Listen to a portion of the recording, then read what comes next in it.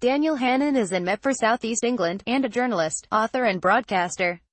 His most recent book is What Next? How to Get the Best from Brexit.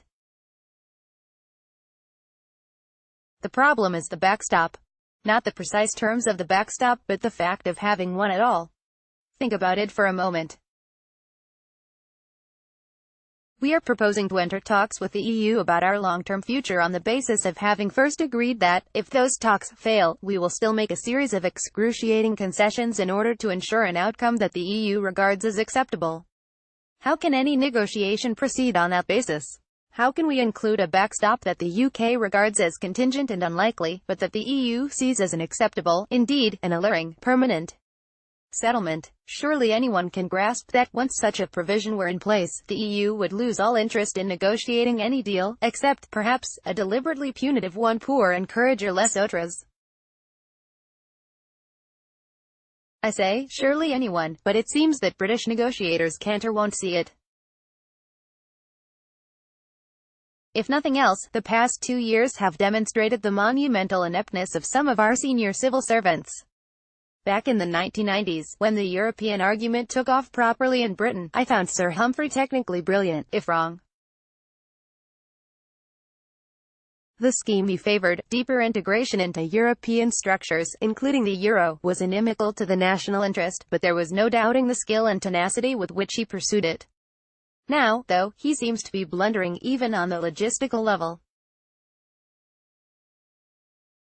Consider, for example, the assurances that our mandarins kept giving our political leaders that Brussels would accept what Britain was proposing at Salzburg. Almost every casual observer could see that EU leaders were going to say no, as they had to every previous British initiative. But Sir Humphrey, perhaps blinded by his closeness to his European counterparts, or perhaps so invested in his scheme that he could not view it objectively, was blindsided by the rejection. If it had been a one-off mistake, fair enough.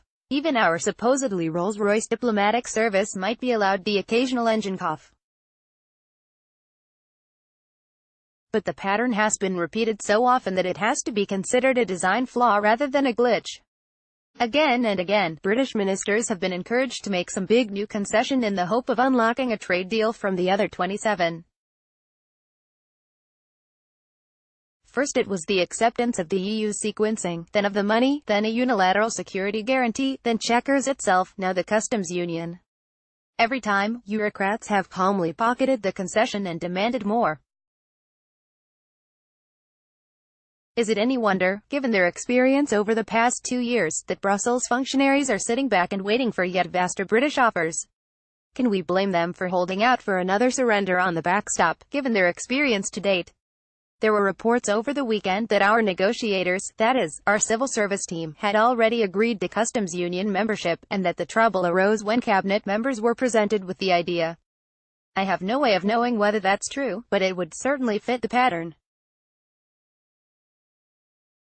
The history of the European project is the story of officials presenting their notional bosses with one fait accompli after another. The Treaty of Paris, which launched the entire process of integration in 1951, was an almost perfect sample for what was to follow.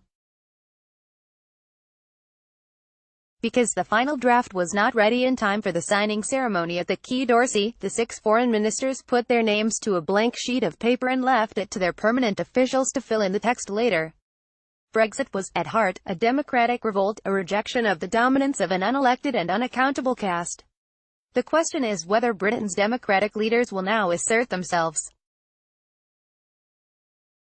It was the sense of a civil service stitch-up that, at least in part, prompted the resignations of David Davis, Steve Baker and Boris Johnson, all of whom felt that the work they had been preparing had been undermined by our officials.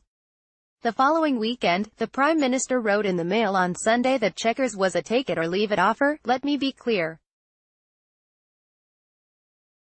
Our Brexit deal is not some long wish list from which negotiators get to pick and choose. It is a complete plan with a set of outcomes that are non-negotiable. So, when the EU rejected it, and rejected it in a calculatedly mocking and sarcastic tone, I assumed that Britain would withdraw the offer and try something else, either a Canada deal, a EFTA, or a minimalist accord that would give up on trade and focus on the most basic agreements that all neighboring states have on such issues as transport, fishing rights, and police cooperation. How extraordinary, then, that we should have rushed forward with yet another offer, this time the most self-harming of all, namely customs union membership. A depressing number of leavers say things like, it wouldn't respect the referendum result, or, it would be Brexit in name only. In fact, it would be far worse, because it would oblige Britain to match all EU trade concessions to third countries, while those third countries had to reciprocate only vis-a-vis the EU 27, not Britain.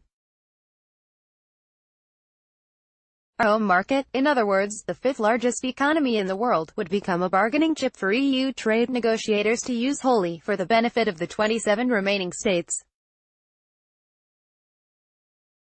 How can anyone, Remain or Leave, countenance such a deal? It must surely be clear that it would represent, from the EU's point of view, the ideal outcome, better even than a humiliated Britain begging for readmission without its rebate. Why on earth would Brussels want to replace it with a different arrangement? It wouldn't matter whether the backstop came with a break clause or a time limit. The EU would simply never agree to put a permanent deal in the place of once a favorable, so we'd be back where we are today. Better, surely, to take the initiative now. The proposed exit terms represent a deal worse than either staying or leaving. We need to drop our sunk cost stubbornness and try something different. I argued on this site before, during and after the referendum, for a Swiss-type deal based on EFTA. But, frankly, any outcome, no deal, Norway, Canada, even the risk of a second referendum, would be better than what is currently on the table. This is our last chance to pull out of the nosedive.